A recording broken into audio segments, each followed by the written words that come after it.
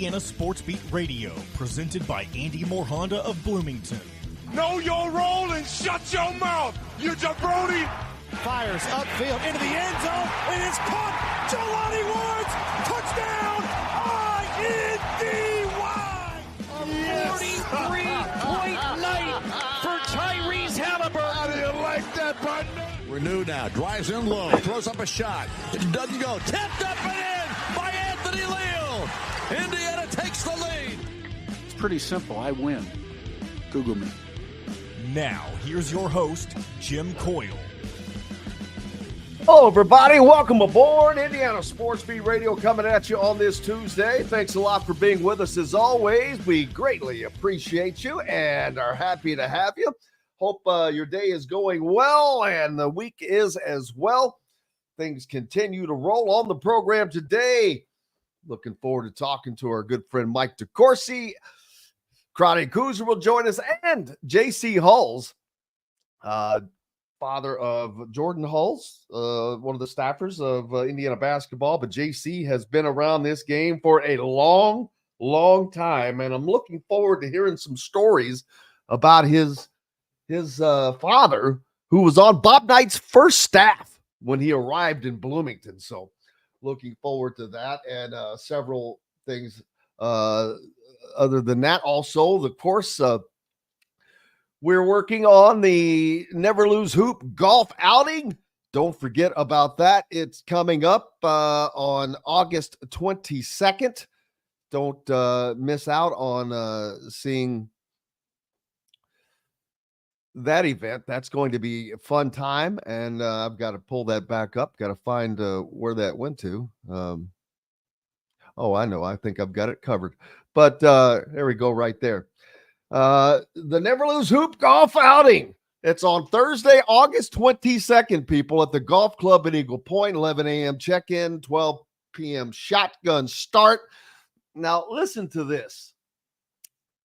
You get not one, not two, but three chances at a hole-in-one, and I know it's a hole-in-one, but these are on par threes. These are not some crazy, wacky holes.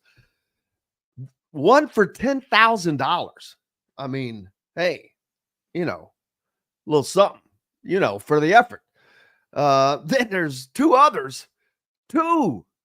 different $5,000 hole-in-one opportunities. 3 shots in a total of $20,000 playing in this. And this is just your typical scramble, except for this is a great cause, assisting kids affected by cancer and their families in the area here. So it is an absolute great cause, and the Hulls have been putting this on for quite some time. JC started this, and we'll look forward to talking to him. Special guests from IU Athletics. I know that Anthony Leal, he has a foursome already. So who's going to beat Anthony Leal? And we'll see who else will be involved. There's going to be multiple IU athletes out there. I don't have them all named just yet, but don't wait. Get your name in there. Get a team. It's only $125, and that's not, that's a normal cost for a scramble of any kind. But this includes, in addition to everything I've already said, there are also going to be, you get lunch and dinner. And I'm not talking about a hot dog. It's a nice dinner afterwards. And there's the silent auction afterwards as well. So, man, and you get a t-shirt. So look at all you get. But look what you're doing. Look who you're helping. And we'll get you some pictures with IU athletes and as much as we can do to help you guys, help us, but make sure you just go to, see, what is that, Eventbrite? I've got to find that. It's, I've got this up here right here. So just give me a second. It's, well, maybe I don't have it up, but it's Eventbrite, and I'll get that pulled up in a second. Got too much going on right here. But just reach out to me if you have any questions for certain. Grady says, guess who won't be making a hole-in-one? Her. She signed up. she's in, and we appreciate her greatly. So thank you very much. We appreciate you. Appreciate everybody signing up. Appreciate everybody on the program today. Looking forward to talking to everybody, getting caught up. Major League Baseball is the trade deadline. Things are going nuts. You've got that going for you, which is nice. The Team USA basketball, were they back on the court tomorrow? The women, they win. Although I will say, you got to give Team China or Team Japan. They ended up getting beat handily, but they hung around and against a team that is much taller than they are, man. But Team Japan kept firing those 3-point shots. They were knocking them down. And then down south of us, the official attendance for the Ville versus La Familia, which is Louisville versus Kentucky in the TBT, 13,506 people. That sets the record for the most attended game in TBT history, surpassing the 7,200 fans set in Wichita last year, which it nearly doubles that, which no surprise there. You've got an absolute rivalry. You're at a great location. But that's a big number for a TBT game. You know, I talk about getting the championship up to Indy, but man, they may be looking at moving it over to Louisville in the near future as well. So they got that going for them, which is nice. I don't even know who actually ended up winning that game. I'll have to pull that up. Let's see. You got a couple of games going on, actually. Carmen's Crew, which was Ohio State, they knocked off TakeOver BC 90-74 as the TBT continues. And in that game I mentioned, La Familia, which is the Kentucky alumni, they beat Louisville by 9, 70-61. Nate Sestina's team high 22 points paced their offensive attack in La Familia's 70-61 win. In front of a packed house in Louisville's Freedom Hall. I guarantee you that was a walk down memory lane for a lot of people, seeing that many in Freedom Hall, site of a lot of basketball over the years. Sestina knocked down 5 3-pointers in the third quarter alone and finished 8 of 17 from the field for the win. Willie Cauley-Stein, you remember that name, finished 8 of 9 from the field for 20 points, 9 rebounds, and almost a double-double for the UK alumni. The Ville was held to just 31% shooting, including 19% beyond the arc. Man, they couldn't hit water from a boat. Russ Smith led the way for the old Cardinals with 22 points in the losing effort. But they just got the third quarter, they just got crushed 26-9. So that was the story there. So the TBT moving along, and Ohio State and La Familia.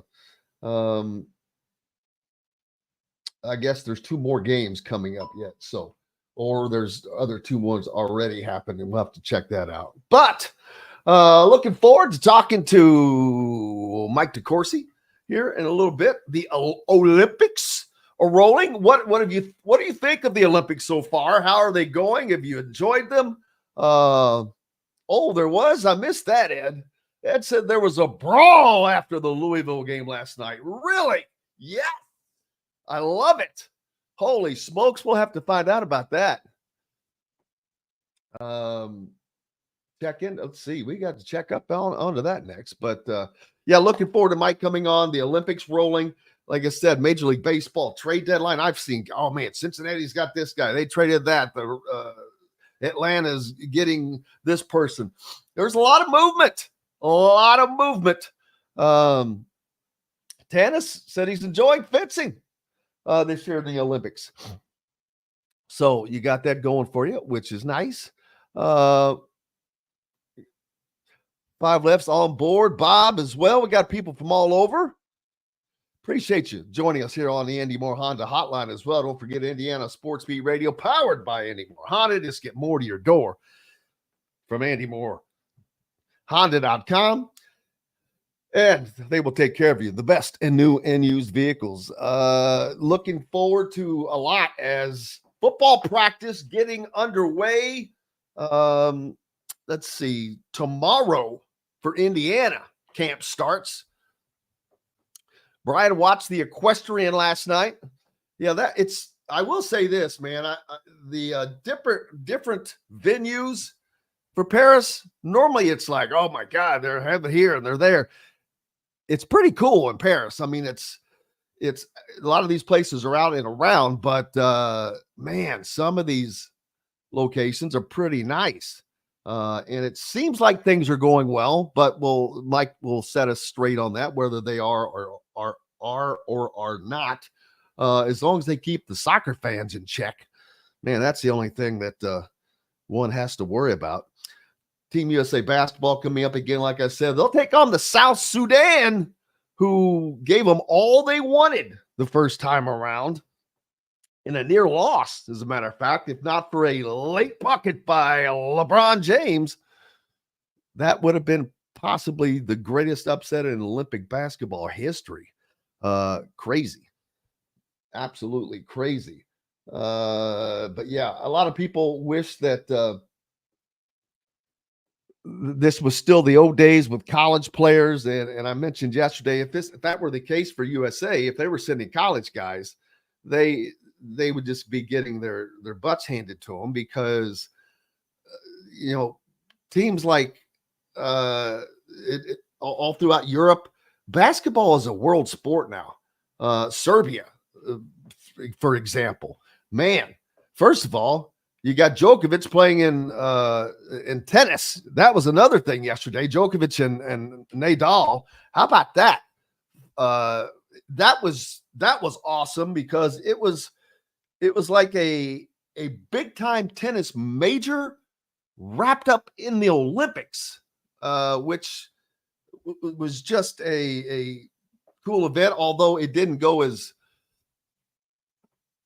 close as I had hoped it would go. Djokovic getting the win over Rafael Nadal. The announcer was driving me crazy. She just kept calling him Rafa, like that they're best buddies. I'm like, okay, you say it once, you say it twice, but let's stop leaning on it.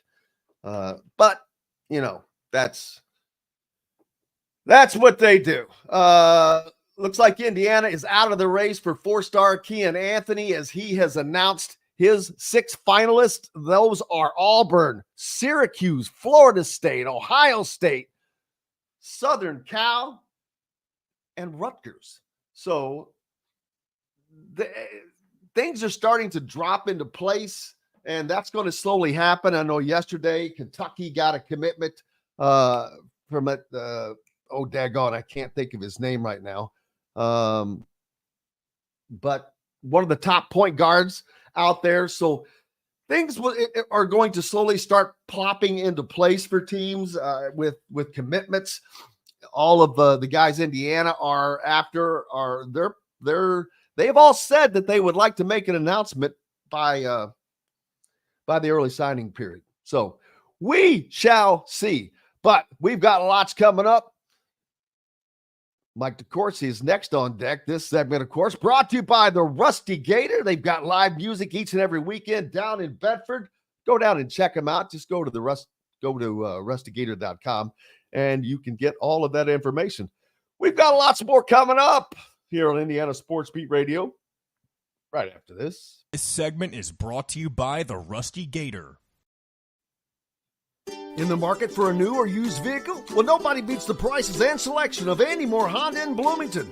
Right now, get a brand new Honda with no payments for 90 days. That's right, 2023 and 2024 Honda Pilots, HRVs, CRVs, Honda Ridgelines, payment-free for 90 days. Or get 0.9% APR financing for 36 months on a 2023 Honda Ridgeline. Go to AndyMooreHonda.com and get more to your door.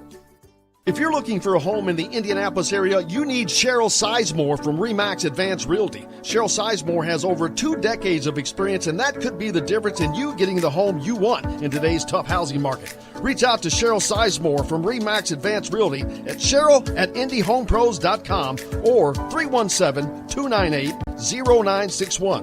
Cheryl Sizemore from RE/MAX Advanced Realty. Let Cheryl Sizemore get you in the home you want today. Cheryl@indiehomepros.com. Looking for someone to cater your next corporate event, family reunion, or tailgate? To some, a garnish may be nothing more than just a decoration put last on a plate. But in Bloomington, catering starts with Garnish Catering. Serving all of Bloomington and surrounding areas, Garnish Catering is waiting to help make your next event one to remember. Planning a great event shouldn't have to be stressful. Whether we quote you just for catering or a total event package, you can trust that you're making the right choice with Garnish Catering. Visit garnishcatering.com. That's garnishcatering.com. Garnish Catering is a proud partner of WOW Food Group. Whether it's a night out with the family, after work with colleagues, or catching the game with friends, Bubba's 33 is the place for you. Bubba's 33 offers a mouthwatering menu of selections that are all made from scratch every day. The portions are big, but the prices are small. And with over 50 big screen TVs, you'll never miss the big game. Bubba's 33, pizza, burgers, beer. Country living is just a swing away. It can be hard to find the exact home that fits your family's needs, so there couldn't be a better time to build a new home with Property Shore Construction. Now building exclusively south of Bloomington within the Stonecrest Golf Community. Choose from one of the gorgeous Stonecrest Signature Series house plans. We have several lots available with scenic views of the golf course. Contact Amy Rhoda with Revesco Real Estate for additional information. 812-583-0919 or go to mystonecrestliving.com. That's mystonecrestliving.com for more details. Enjoy healthy, delicious meals at home without the hassle with the Fresh Fork. Chef-curated, ready-made meals delivered right to your doorstep. Proudly fueling IU athletes and now available to you with a menu that's always fresh and diverse, from hearty proteins to fresh salads. The Fresh Fork empowers you to make better food choices without compromising. Let the Fresh Fork help transform your lifestyle for a healthier way of living today at thefreshforkonline.com. Use promo code RADIO20 and get $20 off your first order. Welcome back, Indiana Sports Beat Radio, here on this Tuesday, joined now by our good friend Mike DeCouircy. And Mike, how are you doing, sir? I am well, Jim. How are you? Fine. Just enjoying all the craziness going on. We've got the Olympics, Major League Baseball trade deadline, the TBT getting in, the guys spitting on each other, getting in a fight. It's just crazy. But I guess what would you expect from a Louisville, Kentucky game? I just saw that happen last night. I'm like, holy moly. After the game, it looks like one of the Louisville players may have let a little expectorant fly after they got handled, which is, I will never understand or comprehend that act by anybody, in any situation. That is one thing I just don't get. You can step on their feet, you can kick them in the nether region, you can do a lot of things, but spitting on somebody is just nothing I will ever accept. Yeah, I mean, it always was about as offensive as an action as you could do. I remember there was a great Orioles player, I believe he played for the Orioles, baseball player, who did that in a baseball game to an umpire, as I recall, and got into all kinds of trouble for that. And it's even worse now. I mean, when it was 1996, do you remember that? When Roberto Alomar yes, got in trouble for that. I remember that for sure. So, you know, that's an example of that. And I was going to say that even, you know, it's even worse now when we've gone through the pandemic. I don't know what happened in Kentucky last night. I don't know if it happened or not. I mean, I don't know if even there's video of it, but it can happen. I can say that. No, it's not good. But we've got the Olympics underway. Which for the most part, it seems like they've been going fun and fine. I'm sure there are some things that are not up to par, but yesterday you had a great tennis match, and it was like is a major wrapped inside of 5 rings. I mean, that was pretty cool to see. It's kind of like the French Open in the Olympics, and seeing those guys on the clay, Rafael Nadal, and if anybody calls him Rafa again, I think I'm gonna I was just, before you joined us, I'm like, I can't think of the lady that does a lot of the tennis, which she does a tremendous job. Don't get me wrong, but after calling him Rafa about 30 times, I'm like, okay, that you do it a couple of times, it's cool, but stop. It's Rafael. Just call him Rafael. But man, a great match, and just that was a treat for the Olympics, I think. Oh, for sure. Nadal is one of the great champions, and especially in Paris. I mean, they actually made a big deal of him in the opening ceremonies because he's ruled over Roland Garros for so long. Obviously, not at the peak of his career any longer. It happens to everybody, but hasn't really necessarily happened to Novak Djokovic yet. So it really was a great match. And then we have had some oddities at the Olympics. The Canada soccer scandal. Are you aware of this? Where they have been, yeah. Yes. The drone? Yes, they've been charged with flying drones. Talked about that right before the Olympics even started. I was going to ask you, man, what is it with soccer? I mean, you've even the Canadians. Are you kidding me? The mild meat Canadians are cheating. But what do you mean? What is it with soccer? All right, how long? We aren't even a year removed from the gentleman at Michigan with the binoculars and all that. But so you I mean, it's that in that kind of that. Not that it makes it any better, but Canada, I mean, they're so nice and mild and meek. Nope. Yes. I guess that's how they become champions. And then you had the violence that follows that Argentina game. What is up with that? A goal is taken away, an hour and a half or 2 hours after the match? How is that even Well, possible? it wasn't after. No, it was after it was after they interrupted it because people came onto the field. They interrupted it, and then they came back, and then they ruled the goal out, and then they played another 3 minutes. So it was an hour and change after the goal was scored, and then the fans were so upset with the fact that they had played 16 minutes of added time, and in order for you to play 16 minutes of added time, you have to have had some sort of like lightning interruption or something. And there was nothing like that. It was just typical stuff. There was nothing of that sort. And it absolutely irritated the Morocco fans, I guess. And they came on the field, and so they had to pause the game. And then as a result, that when they resumed it, they did use VAR to rule out the Argentina goal that caused all the ruckus in the first place.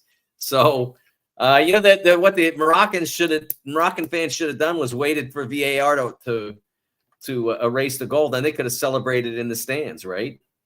Absolutely. But so it is what it is. And we've got more soccer coming, of course, men's and women going along there. What's been your take so far on the Olympics? Are they going okay? Is it been, other than, those few things we've talked about, it seems like they're going all right.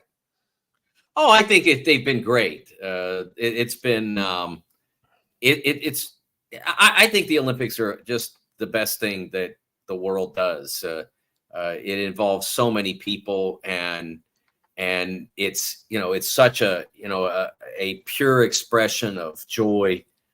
Obviously, there's controversy. We just went through all that, but the fact that the world's able to get together and enjoy this for 2.5 weeks every 4 years, or in this case, every 3 years, it's just extraordinary. And I was disappointed that people looked at it, the beauty of the opening ceremonies, and tried to find something to get angry about, and worked really hard to try to find something to get angry about, and tried to make it a thing. That opening ceremony showed you what an unbelievable city Paris is. If you've never been to Paris, if you ever think that, I want to go to Europe, where should I go? Paris is the answer. Paris is just absolutely breathtaking from the minute you step off the plane until the minute you reluctantly get back on the plane home. And we saw a lot of why during those opening ceremonies. It was spectacular. And not just the performers like Celine Dion, who was wonderful, the French woman who sang Imagine, floating on a piano barge in the middle of the Seine. Well, I've never seen anything quite like that. Some of the pyrotechnics that they used, some of the dance, it was just phenomenal. And my one regret is not being there in Paris to enjoy this, either working or not working. I would have loved to be there because there's no better place that you could have an Olympic Games than Paris. Yeah, and last night Indiana's Lily King with a disappointing for her fourth place finish in the 100-meter breaststroke, an event in which she holds the world record in addition to the Olympic record, I guess. But it's hard to say fourth place is disappointing, but for her, she's an Olympic gold medalist and as being the world record holder, time moves forward, I guess, and starting to catch up. But this is going to be her final Olympics, and right. She's had a great run so far. Oh, absolutely. What she's achieved has been amazing. I don't know. There's been some discussion about the pool itself, that it's not what ordinarily one would expect from an Olympic swimming pool, and maybe that's what we're getting now. I mean, we didn't see it in Indy, where the pool was itself was a successful pool, I guess you'd call it. No one complained about it. Everything seemed to go right. But you can see that the times are really slow in this pool, in the Olympic pool. It's not, you're not seeing the kind of record-breaking performances that we always see at the Olympics. And I don't know, maybe it bothered Lily more than it bothered some others. I mean, it's not, it is the same for everybody else, for everybody that competes. But it can impact certain people different ways. So I don't know if that's what happened or not. But a little disappointing to not at least get a medal in that race. But maybe she'll have a chance still in another race to come back with something precious. Yeah, what could be the difference with water? I mean, I'm trying to, and I'm sure that there has to be. I mean, think about it, Jim. There's a reason why they've changed all their uniforms and all that. They do everything they can to make it sleeker. Yeah. I get it. What could be the difference with water? Well, I mean, a lake is water, a pool is water, and an ocean is water. There's three very different kinds, and a river is water. 4 very different kinds of water right there. So it can be different. Now, in this context, I mean, it's not a river and it's not an ocean, but there can be some imperceptible to us differences in the way the water settles. They talked about it a little bit on the telecast of yesterday's swim finals. They talked a little bit about what a difference it could be. And again, we're not talking about something that means literal seconds, but it can mean literal hundreds of seconds. And these races are being decided by that. Yeah, Gritty says swimming in salt water is easier than in fresh water. Well, maybe they should have carried some salt with them, thrown it over the shoulder, I guess. I will take Gritty's word for that, because I usually just stick my toes in, so I wouldn't know. And Brian says the Olympic pool is supposed to be 3 meters deep. It's waves at the end of the pool due to the depth. Yeah, I think that's what I heard them talking about yesterday. I didn't quite understand it quite as well as what Brian is saying, but I think that's I think that's a valid question. And we saw the temporary pool like I said, at Lucas Oil was very successful. Now they're going to do from what I've read, and you may have seen this as well, Jim, in 2028, because of the success of Lucas Oil, they're going to change the Olympics around and put the swimming venue in SoFi Stadium, and so that they can draw more fans to that. But that's also where the opening ceremonies are going to be. So they're going to build the pool in basically a week, and they're going to change the order of the Olympics around so that track and field opens the games, which I believe will be at the Coliseum. And then swimming and gymnastics, which traditionally are the primary sports for the first week, are going to be in the second week. So if this is problematic in Paris, I wonder what it will be like when you literally build a pool in a week. I don't know. I don't know how long Lucas Oil took. I imagine they had a little more time to work on because the Colts gave them the Colts didn't take the season into the AFC Championship game. So the Colts gave them a little bit of time. Absolutely. And like I said, the tennis match was great and fun yesterday. We've got a lot going on. Major League Baseball trade deadline. A lot of people moving about. The Atlanta making trades, the Reds making trades. I'm like, man, you're in last place. You better be trading up. But it's very busy right now in Major League Baseball. Yeah, here in Pittsburgh, they're very upset because it's not busy here. And of course, they have Paul Skeens right off last year's first pick in the draft, and he is tearing it up. He's been phenomenal. And they feel like the fans feel like with their pitching, they could be a threat in a playoff series if you get them in there, but they don't have enough hitters.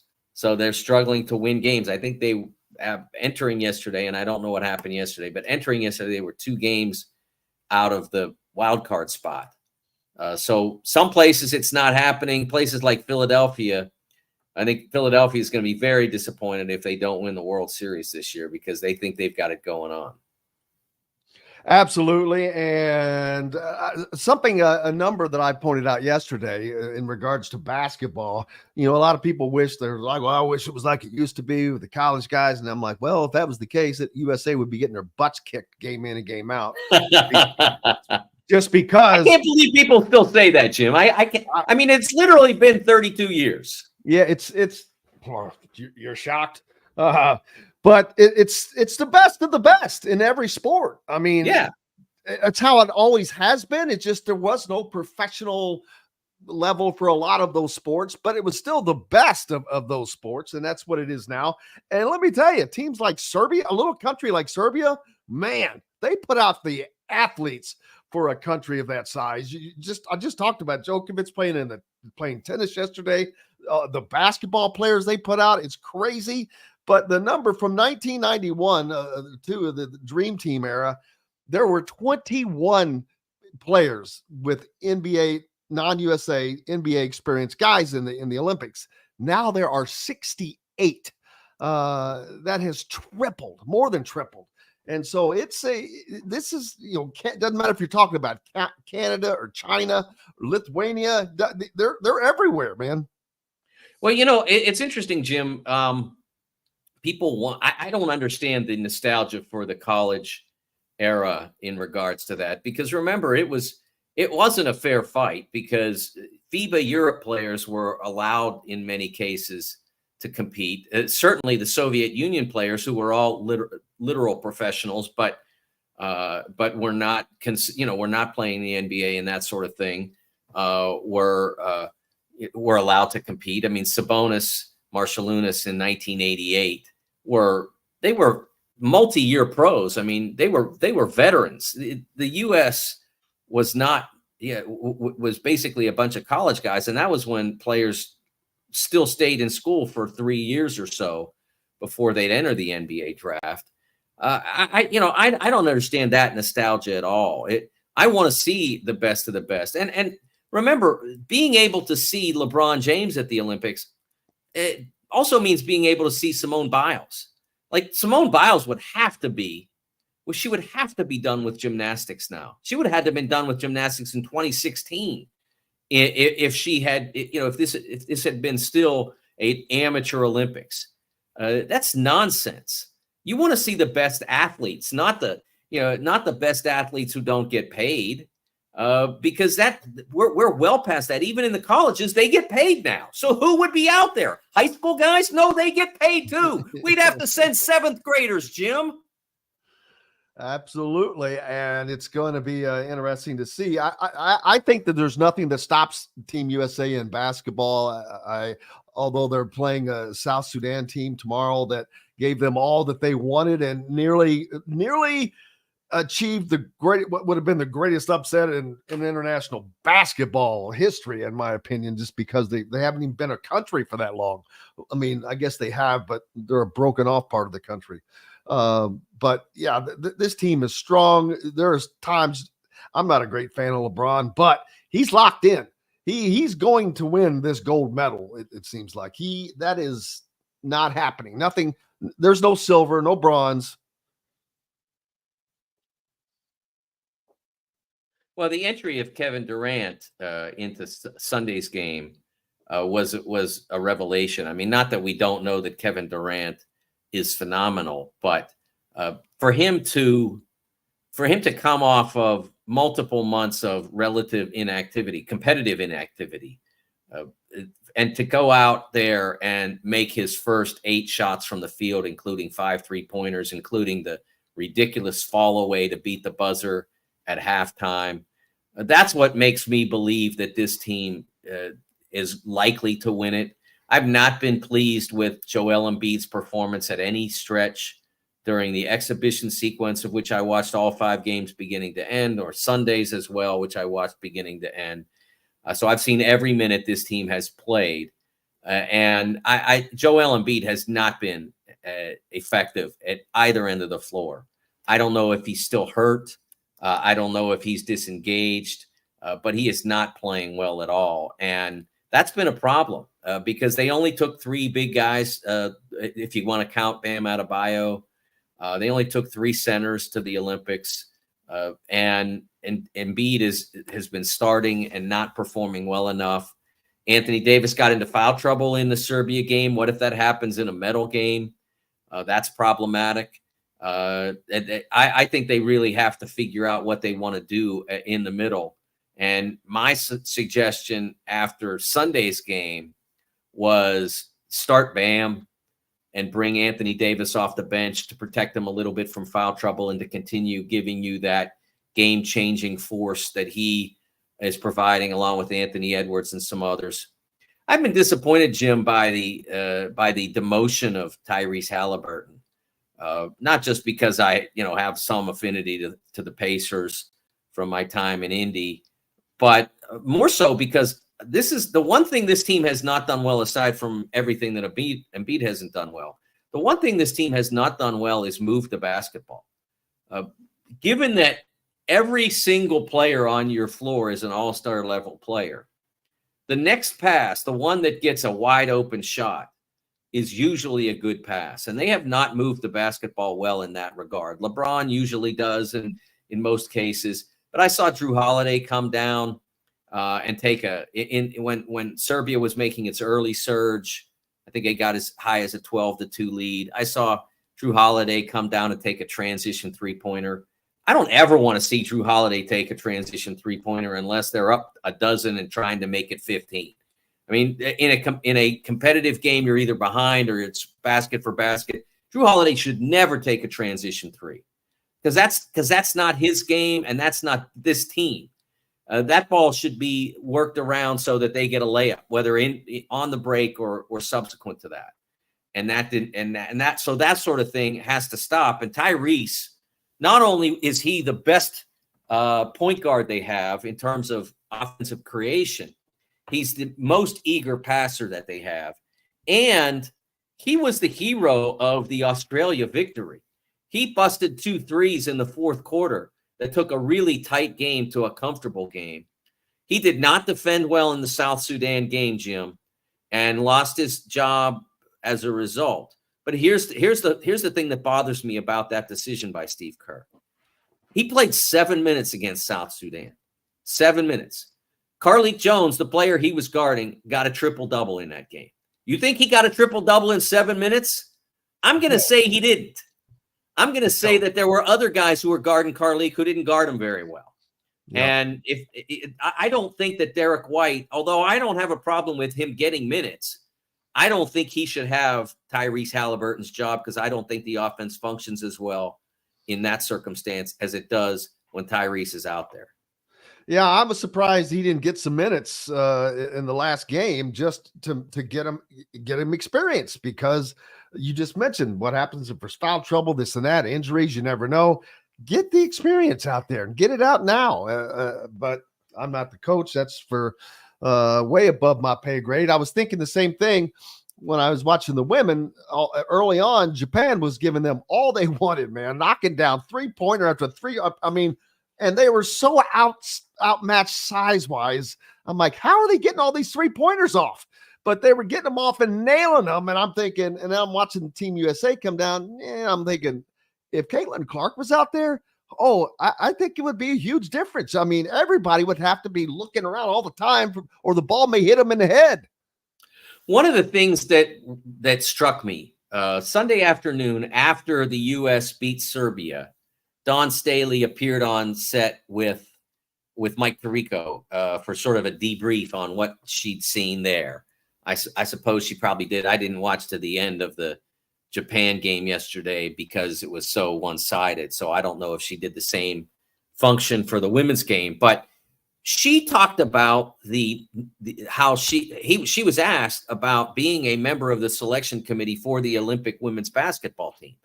And she mentioned that at the time they made the decision, Caitlin wasn't playing that well. And she's not wrong. She was playing okay, but not great. Now, she's one of the best players in the league. I mean, I don't know the exact number, like where you cut her off, but she is one of the best players in the league. I think she's one of the 3 most valuable players in all of the league. Aja Wilson, is obviously the MVP of the league. But Caitlin Brianna Stewart would have to be up there, I think. Yeah. But she is playing phenomenally well. And what struck me was that she said if they had done it again later, they might have done a different evaluation. They might have made a different decision. And my immediate question was, well, why are you naming a team like in April or early May? Like, what's the purpose of that? You don't have any camps or anything because you got WNBA hoops going on. So you don't have any time to take all the 12 players and go stick them in a gym somewhere and say, let's become a team. You don't have it because you've got a WNBA regular season occupying you. So why wouldn't you wait till later to see if any rookies? I mean, you're not always going to have a Caitlin Clark and an Angel Reese in a rookie class, but this time they did. So they probably should have made that decision later than they did, maybe mid-June. Because remember, they named the All-Star team, late June, early July? The team that played in the WNBA All-Star game against the U.S. women's national team. Why couldn't you name those teams at the same time? I don't see, I don't see exactly what they gained by naming it so early. I think Diana Taurasi gained a spot. She probably isn't. She probably didn't earn this year with her performance. She earned it with her career, but not necessarily with her performance. She's not a better point guard today, Jim, than Caitlin is. She's not. No I mean, they went up head to head, and it was not close. No question. Mike DeCouircy from the Sporting News with us. We got to take a quick break. We've got lots more coming up, and we'll bring it to you right after this. If you're looking for a home in the Indianapolis area, you need Cheryl Sizemore from RE/MAX Advanced Realty. Cheryl Sizemore has over 2 decades of experience, and that could be the difference in you getting the home you want in today's tough housing market. Reach out to Cheryl Sizemore from RE/MAX Advanced Realty at cheryl@indyhomepros.com or 317-298-0961. Cheryl Sizemore from RE/MAX Advanced Realty. Let Cheryl Sizemore get you in the home you want today. Cheryl@indyhomepros.com. Whether it's a night out with the family, after work with colleagues, or catching the game with friends, Bubba's 33 is the place for you. Bubba's 33 offers a mouthwatering menu of selections that are all made from scratch every day. The portions are big, but the prices are small. And with over 50 big screen TVs, you'll never miss the big game. Bubba's 33, pizza, burgers, beer. country living is just a swing away. It can be hard to find the exact home that fits your family's needs, so there couldn't be a better time to build a new home with Property Shore Construction. Now building exclusively south of Bloomington within the Stonecrest Golf Community. Choose from one of the gorgeous Stonecrest Signature Series house plans. We have several lots available with scenic views of the golf course. Contact Amy Rhoda with Revesco Real Estate for additional information. 812-583-0919 or go to mystonecrestliving.com. That's mystonecrestliving.com for more details. Know a team or group needing a fundraiser? Boost Fundraising raises more money faster and offers the most unique and user-friendly online fundraiser in the nation. Your team receives personalized fundraising pages for each team member. Free team-branded promo gifts shipped to each donor. Boost Fundraising does it all. Sports teams, marching bands, charity causes, and community groups. Go to boostfundraising.com and be sure to enter the promo code COYLE, that's COYLE, to receive a discounted fundraiser. Looking for someone to cater your next corporate event, family reunion, or tailgate? To some, a garnish may be nothing more than just a decoration put last on a plate. But in Bloomington, catering starts with Garnish Catering. Serving all of Bloomington and surrounding areas, Garnish Catering is waiting to help make your next event one to remember. Planning a great event shouldn't have to be stressful. Whether we quote you just for catering or a total event package, you can trust that you're making the right choice with Garnish Catering. Visit garnishcatering.com. That's garnishcatering.com. Garnish Catering is a proud partner of WOW Food Group. In the market for a new or used vehicle? Well, nobody beats the prices and selection of Andy Moore Honda in Bloomington. Right now, get a brand new Honda with no payments for 90 days. That's right, 2023 and 2024 Honda Pilots, HRVs, CRVs, Honda Ridgelines, payment-free for 90 days. Or get 0.9% APR financing for 36 months on a 2023 Honda Ridgeline. Go to AndyMooreHonda.com and get more to your door. This segment is brought to you by Freethink Apparel.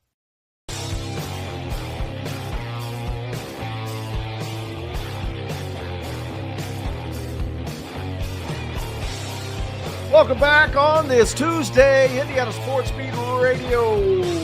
Joined by our good friend Mike DeCouircy from the Sporting News. And Mike, from a piece that you had out just about 4 days ago in regards to I was talking a minute ago about people who wish that it was still college guys playing basketball. Well, they are. They've just a few years removed from college is all. And in the piece you put out, half of the guys that are playing in the Olympics are former collegians, U.S. collegians? Yeah, half of them. And that's not just the U.S. roster, which has, of course, every player on the roster except LeBron James played in a U.S. college. But around the world, there's only two teams in the tournament that don't have former U.S. collegians on the roster. And that's one of them is Serbia. I believe the other one is France. And one of the interesting things to me is there's this constant conversation the world is catching up. People love saying the world is catching up, Jim. Okay, so if the world is catching up, Spain, which has won multiple medals in the sport of basketball, okay, if the world is catching up, would Spain have to go and naturalize Lorenzo Brown as a citizen? Now, Lorenzo Brown, who grew up in Georgia, played high school ball in Georgia, and then also played prep school, and then went to NC State, and has played professional basketball, including in the NBA, in 8 different countries. None of them Spain. He has never played in Spain. He has never lived in Spain, and yet he is a naturalized citizen who hoops for the Spanish national team. So tell me how the world is catching up if they have to do that. I agree. It's America will always produce more talent. I mean, it's just how it is, and it's how it should be. It's America's sport. It was invented here. Now Canada has made a lot of progress, and you know how they've done it, Jim? They have essentially integrated their development process with the United States. Their young players play summer ball, AAU, whatever you want to call it, in the U.S. with and against U.S. kids.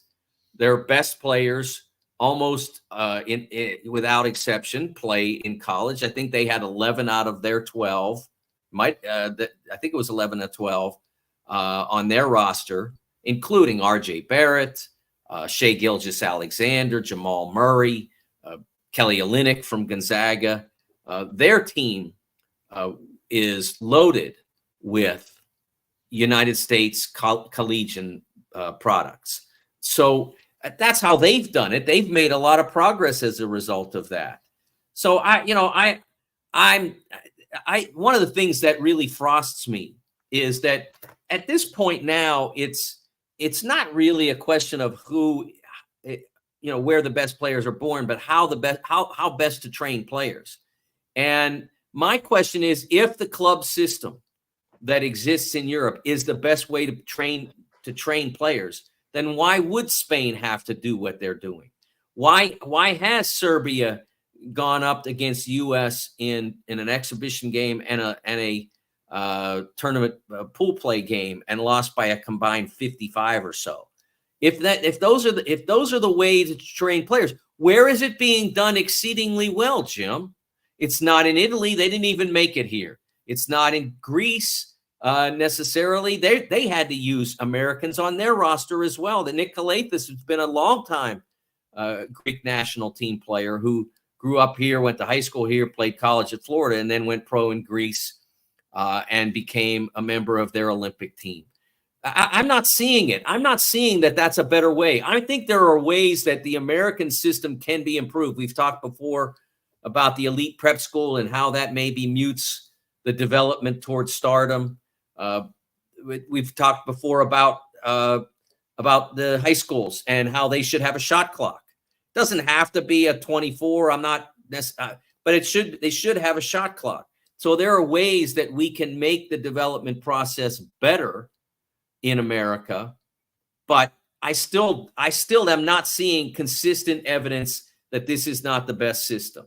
And at the core of it for me is the American collegiate basketball system, because you go in, you play high level competition, you are trained by not without exception, but uniformly great coaches across the nation, from Kansas with Bill Self to Arkansas now with John Calipari to Michigan State with Tom Izzo, and all around the country with coaches who are excellent but just less established than that. I agree, and America should. They have no problems. There's no one is getting close to them. Not to say that they can't be beaten. Everybody gets beaten. If right day, right time, right place, everything converges, stuff happens. One guy gets injured that is kind of the guy that night. And but from top to bottom, from 1 to 13 or however many guys are on the roster, there is no way that any country in the world can put up the talent that the U.S. can. As a matter of fact, they're lending their talent to a lot of countries. That's true. It really is. That Lorenzo Brown story, when I saw that, I knew who he was, and I hadn't paid attention to his history. But when I saw that we've seen before, there was a point guard, I can't remember his name now, years ago, from Pittsburgh, who played for the Russia national team because he played for CSKA Moscow in the EuroLeague and all that before all the political strife developed, the Russia starting the war, and so them being basically exiled to an extent from international sport.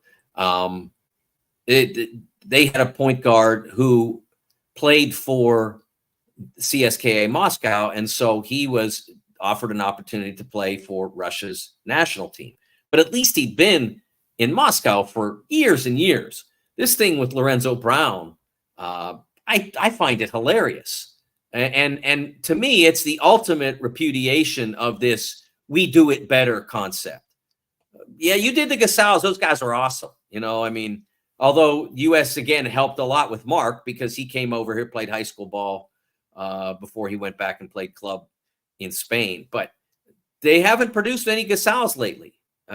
Santi Aldama is a nice player. another guy who played in a U.S. college. So it's just it keeps going around in circles, and it keeps landing back in NCAA basketball. What is up next for you, sir? Going to continue doing the Olympics. We got tomorrow a huge day with USA playing South Sudan in men's basketball, and then the last game of the group play in women's soccer.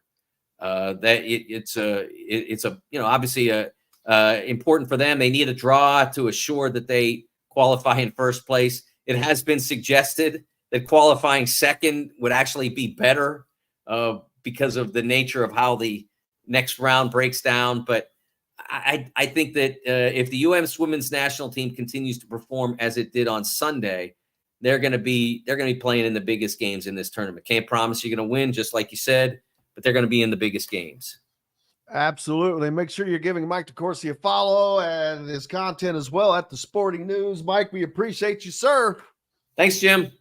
You betcha. Thank you. Mike DeCouircy joining us here on Indiana Sports Beat Radio. Lots more coming up right after this break. This segment is brought to you by the Rusty Gator. In the market for a new or used vehicle? Well, nobody beats the prices and selection of Andy Moore Honda in Bloomington. Right now, get a brand new Honda with no payments for 90 days. That's right, 2023 and 2024 Honda Pilots, HRVs, CRVs, Honda Ridgelines, payment-free for 90 days. Or get 0.9% APR financing for 36 months on a 2023 Honda Ridgeline. Go to AndyMooreHonda.com and get more to your door. Looking for someone to cater your next corporate event, family reunion, or tailgate? To some, a garnish may be nothing more than just a decoration put last on a plate. But in Bloomington, catering starts with Garnish Catering. Serving all of Bloomington and surrounding areas, Garnish Catering is waiting to help make your next event one to remember. Planning a great event shouldn't have to be stressful. Whether we quote you just for catering or a total event package, you can trust that you're making the right choice with Garnish Catering. Visit garnishcatering.com. That's garnishcatering.com. Garnish Catering is a proud partner of WOW Food Group. If you're looking for a home in the Indianapolis area, you need Cheryl Sizemore from RE/MAX Advanced Realty. Cheryl Sizemore has over 2 decades of experience, and that could be the difference in you getting the home you want in today's tough housing market. Reach out to Cheryl Sizemore from RE/MAX Advanced Realty at cheryl@indyhomepros.com or 317-298-0961. Cheryl Sizemore from RE/MAX Advanced Realty. Let Cheryl Sizemore get you in the home you want today. Cheryl@indyhomepros.com. Whether it's a night out with the family, after work with colleagues, or catching the game with friends, Bubba's 33 is the place for you. Bubba's 33 offers a mouthwatering menu of selections that are all made from scratch every day. The portions are big, but the prices are small. And with over 50 big screen TVs, you'll never miss the big game. Bubba's 33, pizza, burgers, beer. The Ugly Grouper, located on beautiful Anna Marie Island, Florida, is the place to be, and not just because they have unforgettable meals, including locally sourced seafood. The Ugly Grouper has your favorite craft beers and cocktails, along with live music every day. The Ugly Grouper is family-friendly, able to host private parties, and has the biggest grouper you've ever seen. The Ugly Grouper is the place to be on Anna Marie Island, Florida. Tell them Indiana Sports Beat sent you. Go to theuglygrouper.com for more information. Country living is just a swing away. It can be hard to find the exact home that fits your family's needs, so there couldn't be a better time to build a new home with Property Shore Construction. Now building exclusively south of Bloomington within the Stonecrest Golf community. Choose from one of the gorgeous Stonecrest Signature Series house plans. We have several lots available with scenic views of the golf course. Contact Amy Rhoda with Rebesco Real Estate for additional information. 812-583-0919 or go to mystonecrestliving.com. That's mystonecrestliving.com for more details. Is brought to you by Hoosier Hanks East.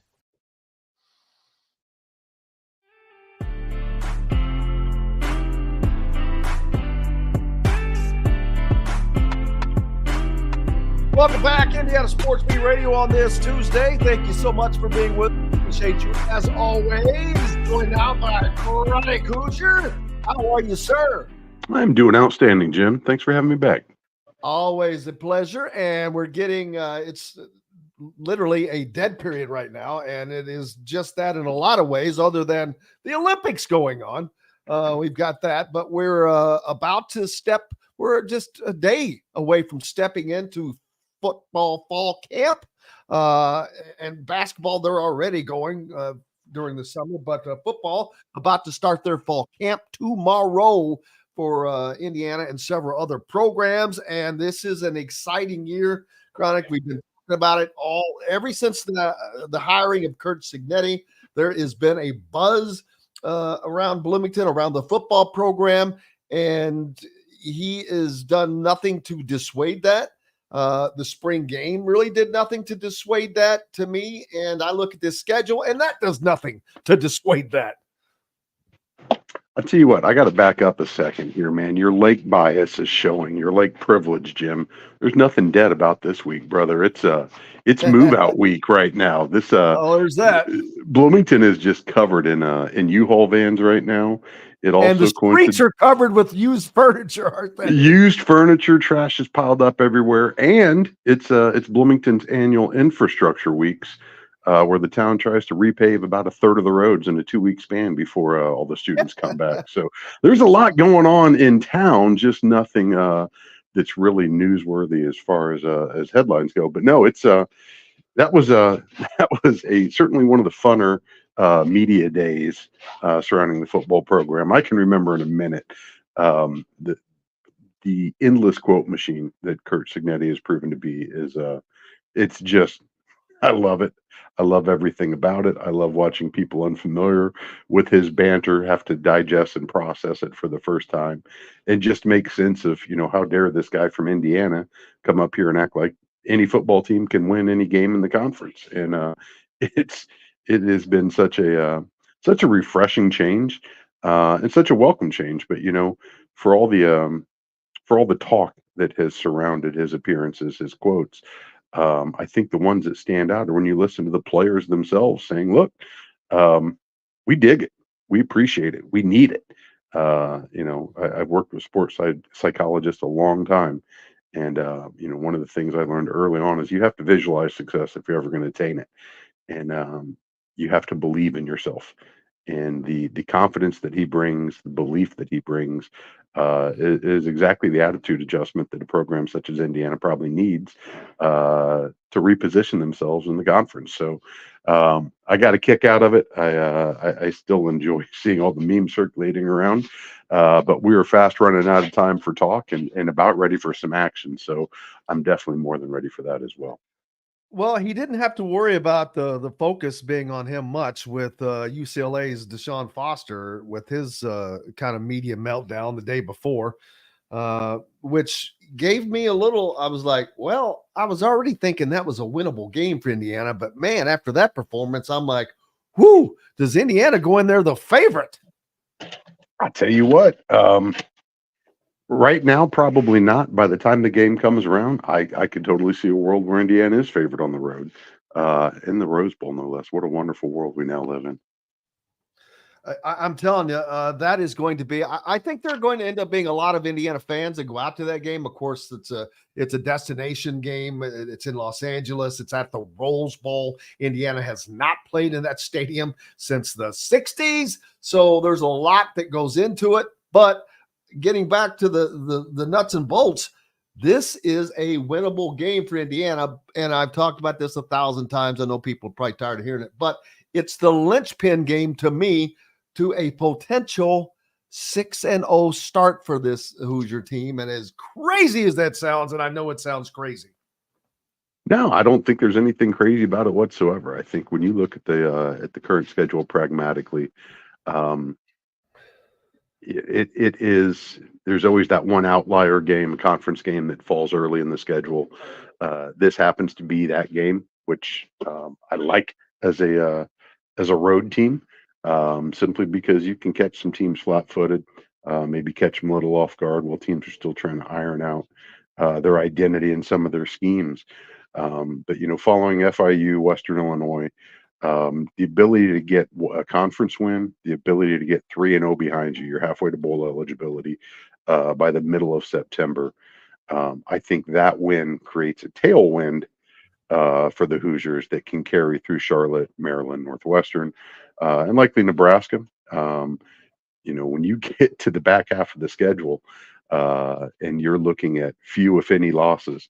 I can't imagine what Memorial Stadium looks like to close out the season with the remaining games on the schedule. And I'd be fascinated to see how the narrative around the program changes at that point. We saw it during the COVID year in 2020. Things can turn real quick depending on how outcomes are falling, and the table is set for Indiana to seize that. Assuming that they're able to put together some winning football.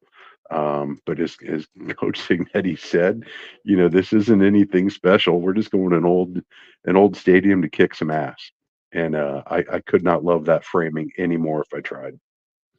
Yeah, it was just a typical Kurt Signetti, which is great. And I think Indiana fans are growing to love that more and more. Of course, they will love it even more so when that product on the field matches that bravado. And I get that, because there's not just the fans, Indiana fans, but people outside of that, they're even more off, and are keeping things at arm's reach. Indiana picked to finish second to last in the conference, which I get it. Everyone's looking at a team that was 1-8 in the Big Ten last year. But the thing is, as I look at the schedule, Washington played in the national championship game last year. Let me tell you, they ain't playing in the national championship game this season. I can promise you that. So there are so many differences. And with the joining of the 4 teams from the West Coast, Pac-12 teams, UCLA, USC, Washington, Oregon, a year ago, you're thinking, oh man, that's just going to crush Indiana. It doesn't matter about the Big Ten East going away. Well, not so fast, my friend, because this is a very, very generous schedule for all that is going on, and Indiana is catching it. Their sales should be up when the winds are high, and they should be able to catch this wind and ride this. I mean, this is the first time in forever you don't have Penn State on the schedule. You've ducked Oregon on this first slate of the new Big Ten season, which is probably the best team out of those 4 new teams. Yes, and you don't have to face Michigan or Ohio State until the back quarter of the schedule. So you don't have those deflating losses that can take the air out of the sails early on. I don't know that the Hoosiers could have drawn up a better schedule if they tried, quite honestly. But again, none of that matters if they can't capitalize. But I think the way that the schedule builds up competitively gives the staff time to kind of get a sense of what they got, where they stand, how they want to run things, and who they want to put in place. And as Coach indicated last week, there's still a lot of position battles in play right now, and you got to love that, because as he alluded to during the introduction to his press conference, when he first came in, there was a kind of a get to know you period, and he wasn't necessarily thrilled with what he saw. All that being said, he's still getting to know the guys he's got right now, and so much of that trust can only be built in live game action. And he certainly brings a lot of that with the transfers he brought over with him. But there's still a lot of guys that are going to have to prove themselves. So you got a little bit of runway to get warmed up, to get a sense of who you are and what you want to do, and then from there on out, let's just see how far this wild ride goes. Yeah, everyone's always wanting to talk about Indiana basketball, and there's just not a lot to talk about at the moment. We saw some chatter about Ja'Kai Newton having a potential setback, but other than that, it's just been all quiet. And other than getting pictures from Coach Cliff Marshall of the summer workouts, it's just been going along and getting their deal done. And there is a lot of excitement on that side as well. So people are looking forward to this basketball season. And I know that they're looking more towards the basketball season than the football season, but I think that could start to change. And can you imagine if Indiana was able to produce a solid football team year in, year out in the Big Ten Conference, and follow that up with a basketball program and the women's program that is rolling as well already? That would just be something that university has never had in consistency. No, and I've said it since I got on the silly platforms. this is football is Indiana's growth opportunity. Basketball is constantly going to tweak the priority point system, the seeding allocations, in order to try to squeeze every blood they can out of that turnip. But at the end of the day, there's only so much growth that basketball can really attain, short of postseason play, and some of the spoils that come with that. From a departmental standpoint, though, maximizing the football team's success, thereby maximizing its revenue, is going to be absolutely critical for the continued growth and success of the entire department. As most folks are acutely aware, football and basketball are the engine that drives everything in college athletics.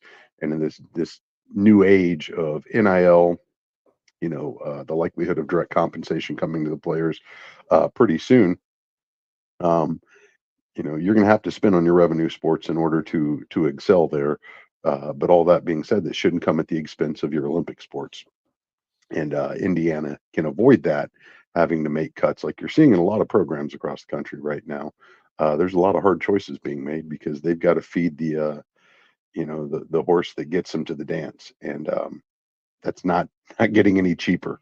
So for It's about to Indiana get to more be, expensive, as a matter of fact, when they start doling out that $20 million a year. yeah, no. So if you're going to be able to cover that, you really have to get the most out of your football program. And for a team like Indiana, that's selling tickets. Straight up, you've got to sell tickets. It doesn't hurt when you can get bumped to a better time slot, get picked up on a bigger network, etc. But you've got to make the most out of those games that you've got in order to compete in all levels across the board. That tide raises all boats, if you will. So this is just absolutely crucial that Indiana finds some success here right now. Absolutely. Having some chats on the Andy Moore Honda hotline with some peeps, and they're talking about the over and under for Indiana football is at 5.5. And I'm like, I will take that all day and twice on Sunday right now. I see the bottom at 7-5, and that's the bottom to me. I fully expect this team to be bowl eligible, and I expect them to be bowl eligible with at least 4 games remaining in the season. So and I'm not an overstater. I don't usually go into football season and say, oh, they're going to do this, they're going to do that. It's just because of what I think that they're going to be able to do with under Curt Cignetti. When I look at that schedule, and those other teams, at UCLA is, well, we saw with Deshaun Foster, that's kind of wonky. But those first 4 games, man, there's 4 home games, and the 6th game is at Northwestern on a soccer pitch. So it's there. Not that things can't happen, but it's there like never before, in my opinion. I don't think Indiana football has had this kind of an opportunity in a long time, if ever. Even going back to the 21 season when all the excitement, but you started out on the road at Iowa, not at Florida International, not at Western Illinois, at Iowa, or starting against number 1 Ohio State. That sticks a pin in your balloon right off the bat. Yeah, in 21, Indiana had 3 road games already by October 2nd. This season, they don't hit their 3rd road game until November 2nd. So it's a tremendous opportunity for them not only to rack up some wins, but to convert some fans into believers. And I do think, when you talk about the revenue standpoint, let's be honest, Memorial Stadium in September, early August is a completely different beast than Memorial Stadium in mid-November. It can be really tough to get people in the stands when the weather starts to turn here, or it's raining, or what have you. So being able to make the most hay while the sun's shining, I think, is always going to be critical for Indiana.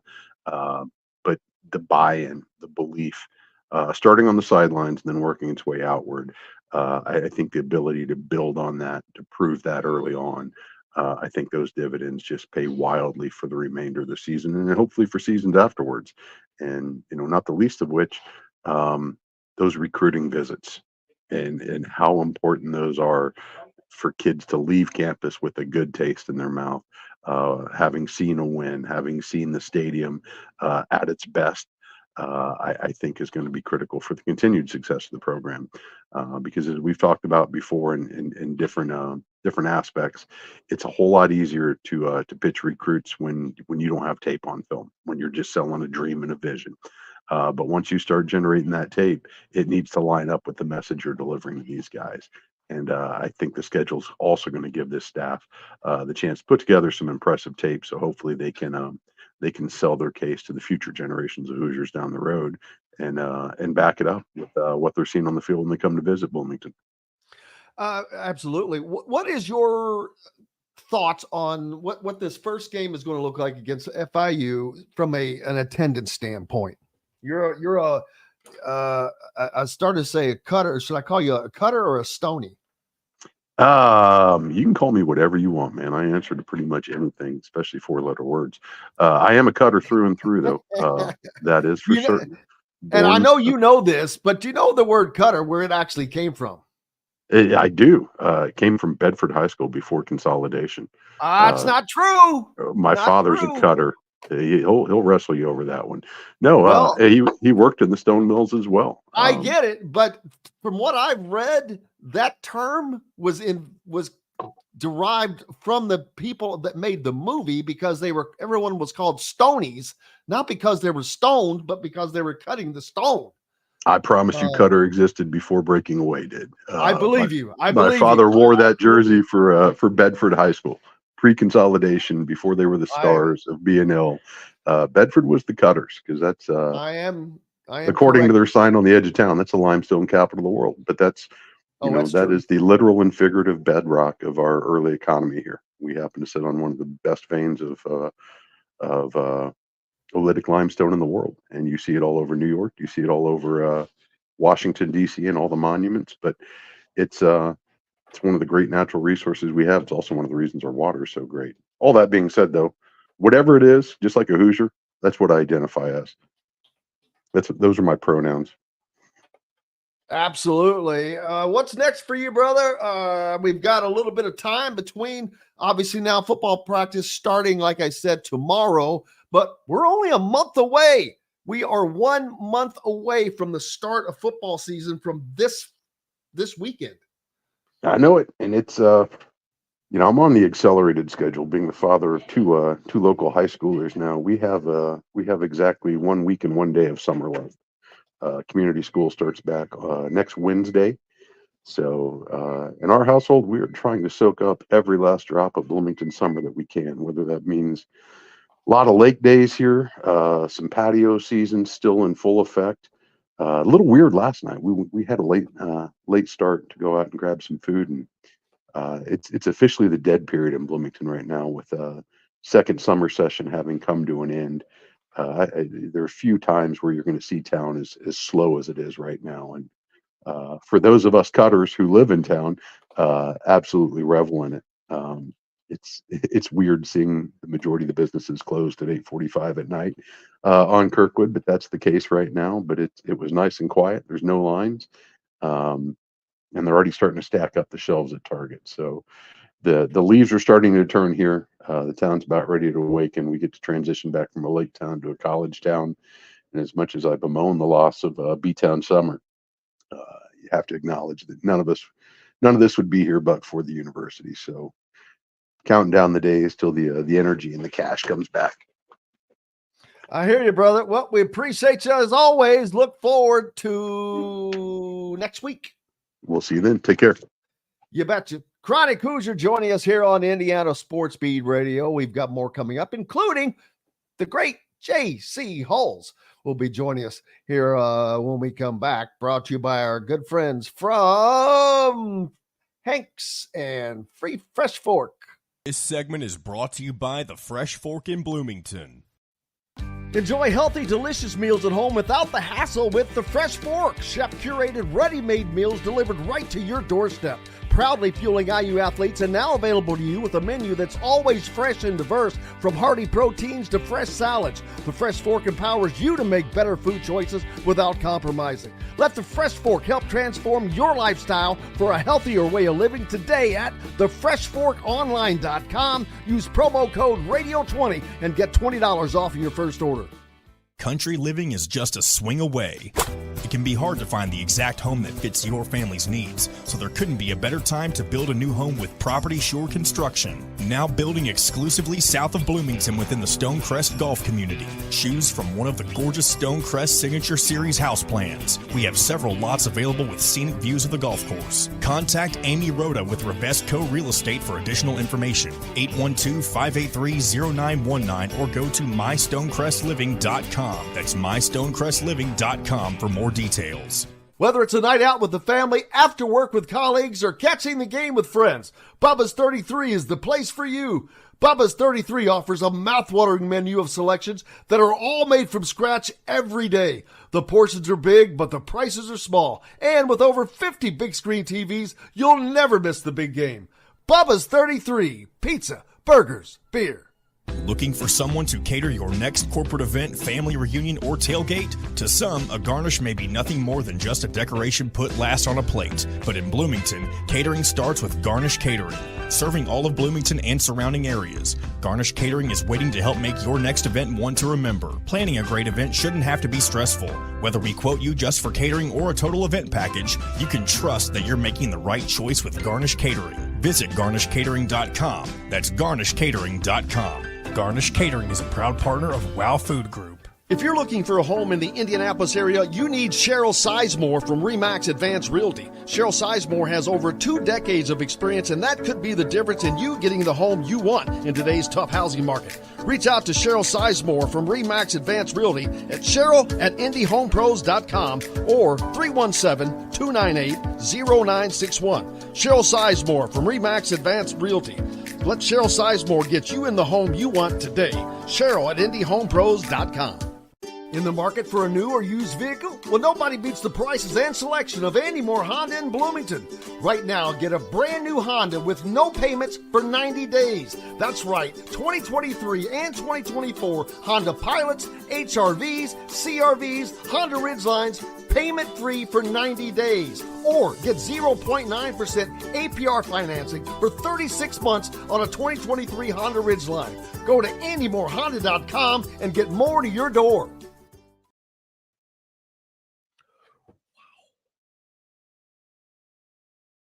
This segment is brought to you by Freethink Apparel.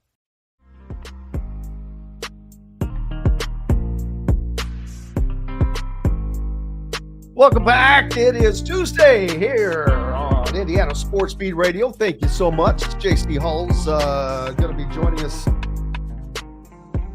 here in a little bit. He is the father of one Jordan Hulls. You may know that name. Of course, one of the all-time fan favorites for Indiana men's basketball. Also went to Bloomington South High School, and he's currently on staff in recruiting. JC joining us now, the man, the myth, the legend. How are you doing, sir? I'm doing great. How about you? If I was any better, I'd be you. Well, I don't know about that some days when you're chasing 10 grandkids. That gets a little crazy. I'm telling you, that is something that and Jordan does not help in this situation. I know that Jay doesn't help either, but Jordan is he trying to start his own starting five? Hey, we were wondering about that in the beginning there, and we finally got him convinced that 4 is a great number. Let's stick with that. So, kind of a my team is on the floor kind of a deal. Yeah, that's exactly right. That's exactly right. Hoosiers right there. My team is on the floor. Oh yeah, I love it. How many does Jay have? Does he have 3? He has 4. He's got 4. Oh, yeah, so it became a mix and a match. Yeah. So well, at least you can put a squad together. Yeah. We out of the 8 of those, and then Kayla's got 2, so she's kind of bringing up the tail end there. She's got the youngest ones. Yeah. Well, that fills it in.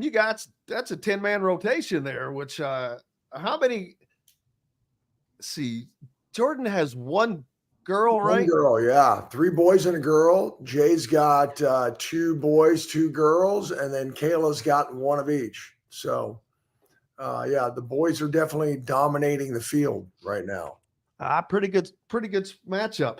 If you're not familiar with the name J.C. Halls, you've been under a rock, I guess. But J.C. has not only been around the game for a long time, he's been around Bloomington since, somewhere around 1971, I'm going to guess. Yeah, that sounds about right. Yeah, when we came with Coach Knight. And for those of you that don't know, that when Bob Knight first arrived in Bloomington as the head coach of Indiana, J.C.'s father was on his staff. He followed him from Army, correct? Correct. Yep. Where was he before Army coaching? He was actually a high school coach in Ohio. His team, yeah. So it's all very connected back to Orrville, Ohio. Is no kidding. The magic little town. Yeah. What was in the water in Orrville? Because it's not just Bob Knight. What was your father's name? John. Yeah. John Halls. John, see, who else wasn't there two other guys, the two guys that played in the NBA? Were they both from there or just oh wow, Havlicek?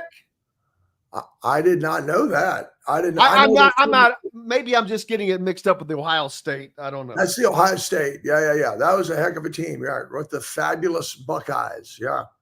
So all I know is they're famous for Smucker's jellies and jams. That's where Smucker's is out of Orrville, Ohio. No kidding. Oh, so the old guy, our old familiar friend that used to be on the Today Show. What was his name? The weather guy. Oh, the weather. Yeah, that's right. Always doing the Smuckers. Shout out to the people that are over 100 years old. Yeah, that's right. That's right.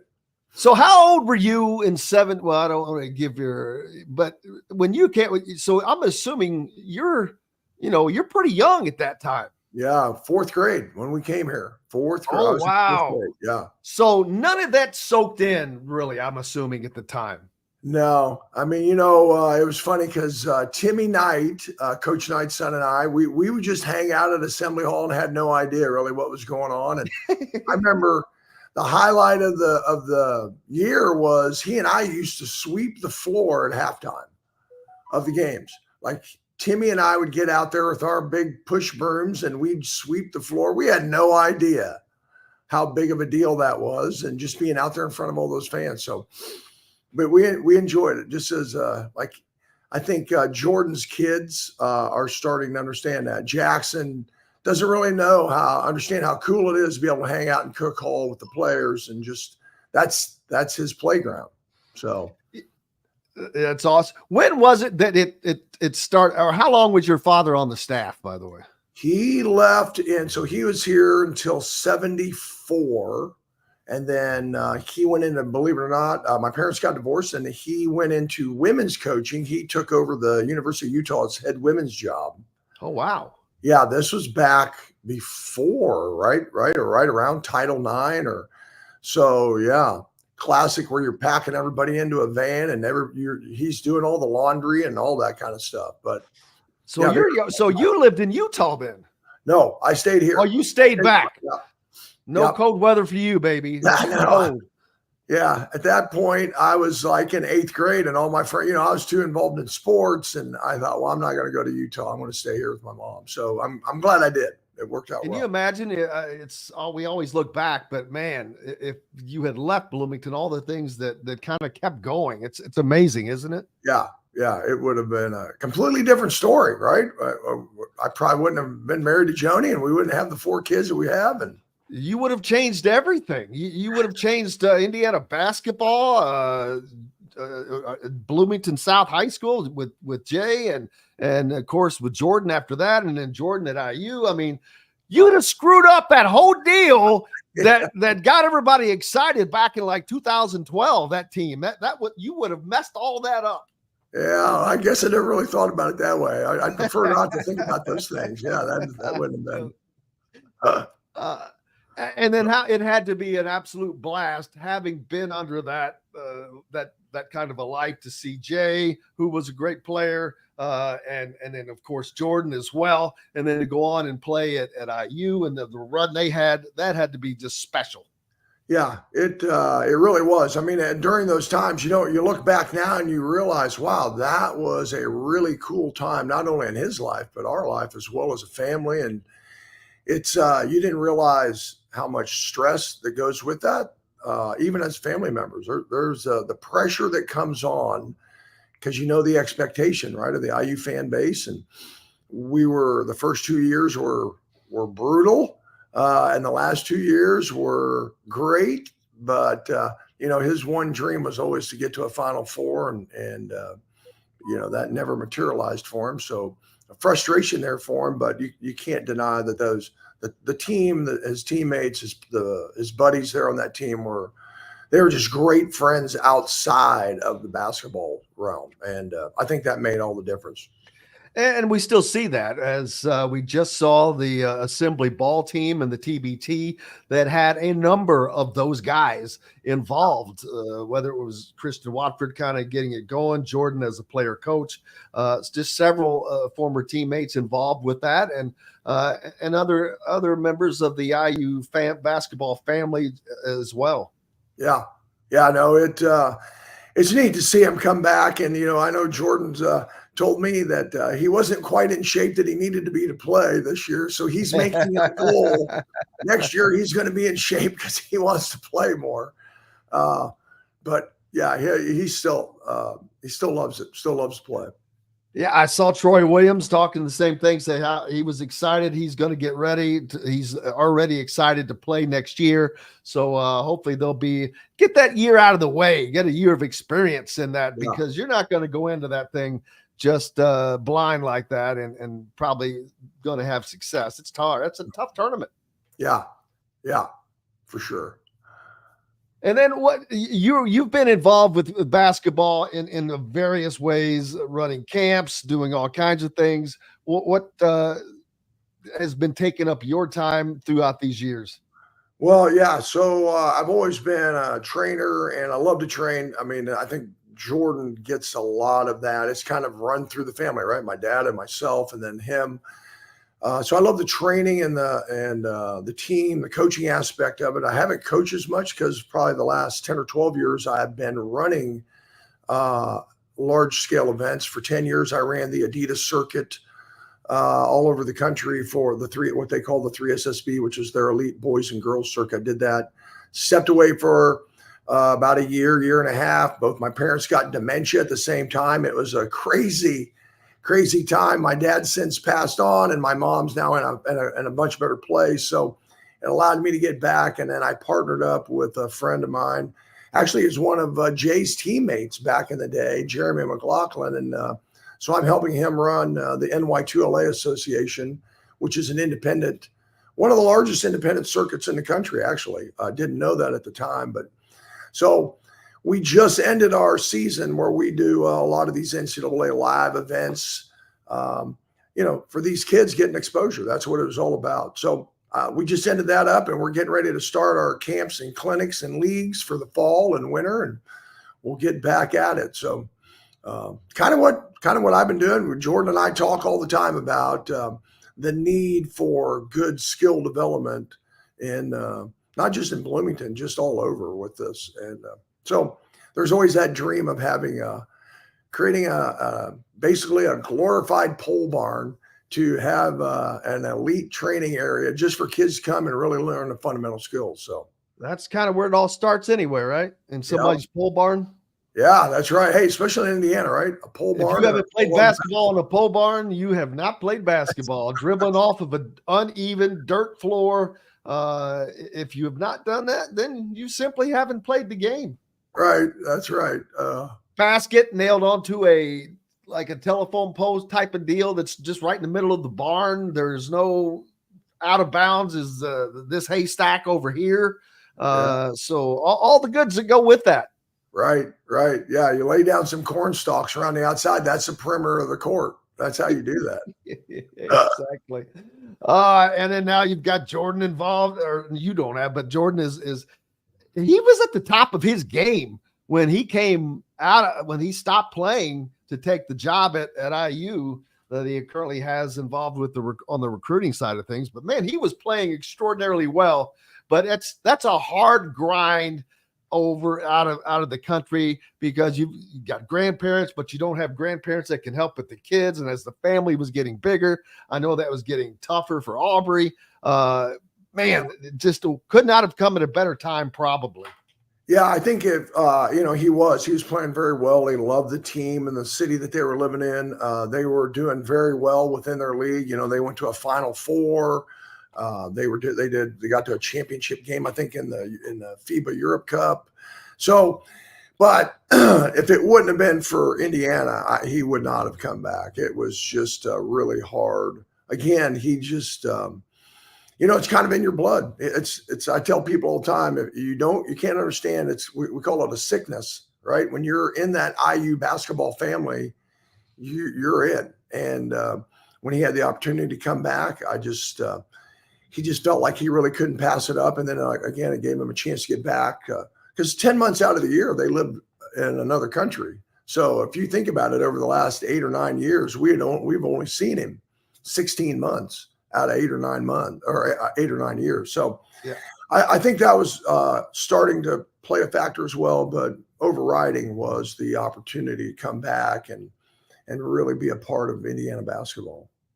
Yeah, I have a daughter that just did college at Ole Miss, and it feels the same way. And she might as well be in another country. It seems like I see her about that often as well. Right. But yeah, it's been a fun ride so far, and we're looking for more of that. A lot of excitement coming up in this season. Looking forward to that. There's a lot of excitement in football, JC. We've been talking about football, man.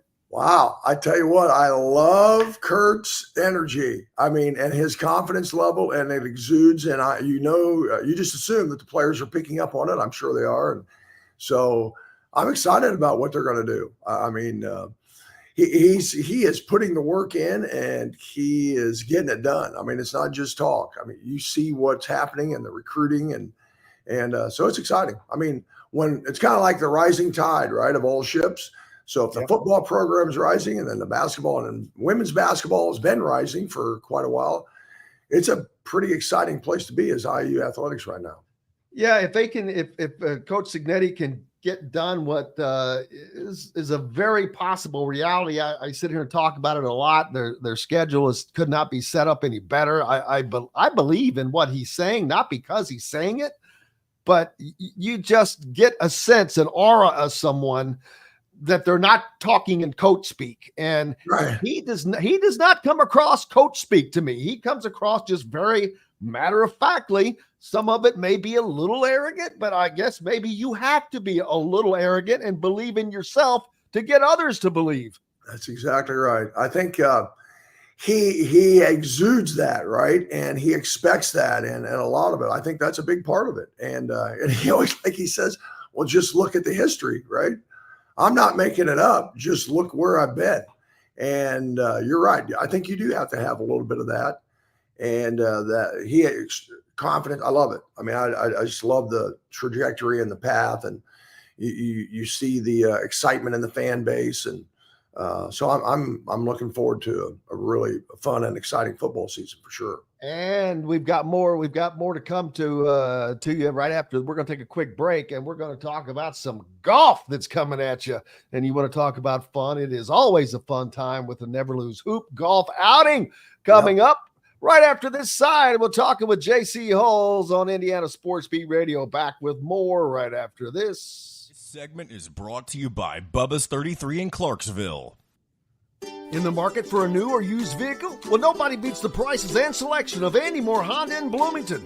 Right now, get a brand new Honda with no payments for 90 days. That's right, 2023 and 2024 Honda Pilots, HRVs, CRVs, Honda Ridgelines, payment-free for 90 days. Or get 0.9% APR financing for 36 months on a 2023 Honda Ridgeline. Go to AndyMooreHonda.com and get more to your door.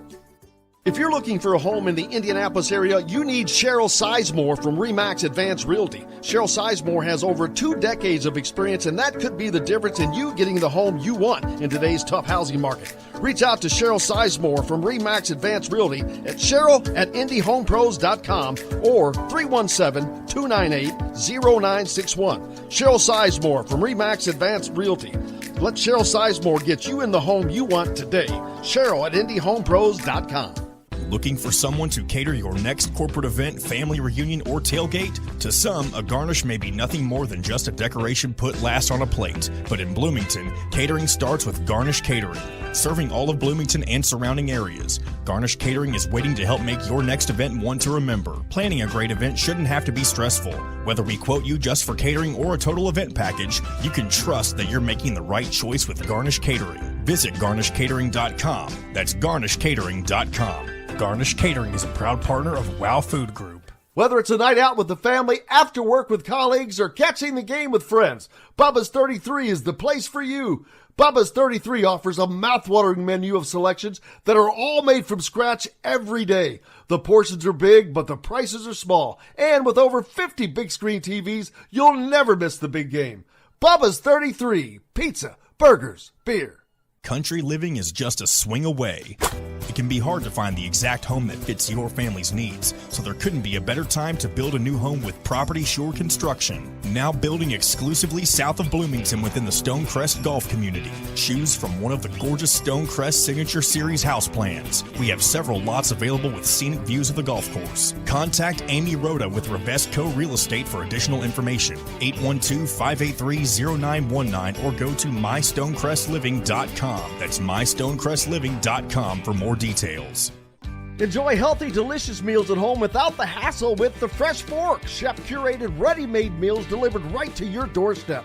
Proudly fueling IU athletes and now available to you with a menu that's always fresh and diverse, from hearty proteins to fresh salads. The Fresh Fork empowers you to make better food choices without compromising. Let the Fresh Fork help transform your lifestyle for a healthier way of living today at thefreshforkonline.com. Use promo code RADIO20 and get $20 off of your first order. This segment is brought to you by the Rusty Gator.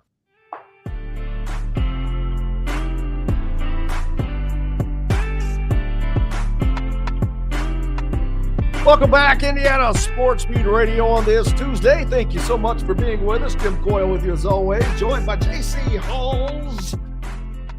Bloomington, I guess I'd call you a Bloomington native, although originally from Ohio. You're got to be a Bloomingtonian by now, surely, right? I think so. After what? After 50 years, I think I'd be considered that. Yeah, I got to give that to you. Never Lose Hoop golf outing. How long has this been going on? You started this a long time ago, but how long? What are we looking at now? This is our 11th year of doing it. Yeah, 11th year. So it's exciting from where it started as just a little idea because of the benefits that our family had received. We started this, and then we got connected with the Community Foundation in Monroe County, and it's been a great partnership with them. And obviously you've been a super help over the last several years with just making this thing grow and making it, it's all about raising the money for the kids. So. Well, that's the easy part, man. You guys do all the hard work, and there's the link. If you're up following on YouTube, you can see it, but I can tell you, just go to events.golfstatus.com. And there is a place where you can search. You can just put in never, and Never Lose Hoop will come up. But if you want every bit of the information, it's events.golfstatus.com/event/Never Lose Hoop golf. But it's got all those hyphens in it. So that's why I say just go to events.statusgolfstatus.com and put in the search for Never Lose Hoop, whatever. It pops right up. You can sign up. You can become a sponsor. There are several ways to be involved. JC, it's been a fun event. There's going to be IU athletes there. I know that Anthony Leal has a foursome. Who's going to beat Anthony Leal? There will be several other IU athletes as well involved in this. Jordan Halls will be there. I assume Jordan will be there as well. Jordan will be there unless Coach Woodson has something planned for him, which we don't know yet. But at this point, he's planning on being there. Yeah.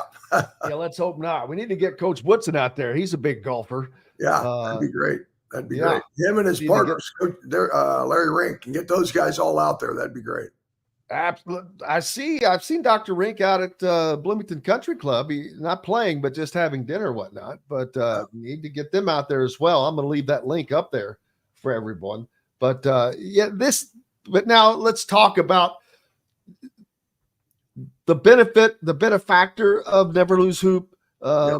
It's kids. It comes down to kids. It's the families of kids that are battling or dealing with cancer in some form or fashion. This started with you, and it's very personal to you because it started with you dealing with this in your family. Right. Yeah. It was back in 2009. Actually, it was Jordan's senior year at IU, or excuse me, 2012, his senior year at IU. And I was diagnosed with tonsil cancer, which my doctors all told me if you had to get a cancer, that's probably one of the best ones because they can keep it contained, which they did. I had 36 radiation treatments, like 7 chemos, and then I had to have surgery to have it removed. But it started with that. And Coach Chrnic actually wanted to do something to help offset as anybody that's ever dealt with cancer, they know the high medical costs that go along with that. And and it was an unbelievable, I think at that time it was called the Halls Foundation, is actually how we started it out. And I just went to our kids, to Joni, my wife, and our kids, and I said, wow, this has been so impactful to us as a family. We've got to give back to the community. And so that's kind of where it started, Never Lose Hoop. And obviously we wanted to do not Never Lose Hope, it's Never Lose Hoop. We wanted to play on basketball because we're a wacko basketball family. And then we partnered with the Community Foundation.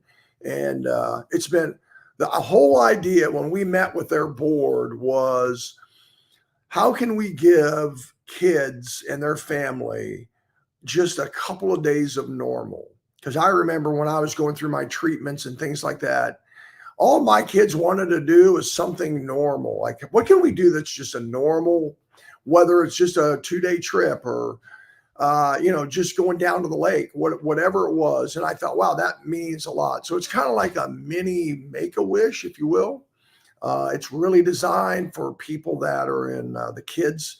And the kids don't have to have cancer because it's assisting kids affected by cancer, which means a mom or a dad, any family member that has been impacted by cancer, they can go on to the Community Foundation. There's actually an application that you can fill out to see. And it's great because during the golf outing, we actually bring back some of the previous benefactors, and we have them talk at the dinner that night. And there's not a dry eye in the house, and I'm probably one of the worst. I mean, I get going because I just see you are the worst. Well, you just see the impact that it has, and it's just a little thing. I mean, it really, but to them, like I think this year's family, last year's family, the father had passed away. He had always promised them a trip to Hawaii. So our fund, part of that gift to them was able to offset a large portion of that trip. And so they took a picture, they sent it back to the Community Foundation of the wife and the boys out there standing by the ocean with his picture. And so to us, that's the cool part of the event, right? And it really is. It's designed to help that family just get 2 days of normal. It sounds pretty simple, but every one of the benefactors that we've talked to, and this year actually we finally got again, thanks to your help, Jim, and a lot of the people over the years, we've got the fund endowed just last year, which is a huge step for us, which means there's always going to be money in there. And we're trying to increase it from 1 benefactor to 2 each year. So we're giving away 2 of these gifts because there's so many people impacted by cancer. And it's just great. All right. You come out, it's 18 holes of golf, and we got Chick-fil-A for lunch, and we have a nice dinner there by Psalms at the point at the Eagles. I think it's called the Eagles Nest is where we have it.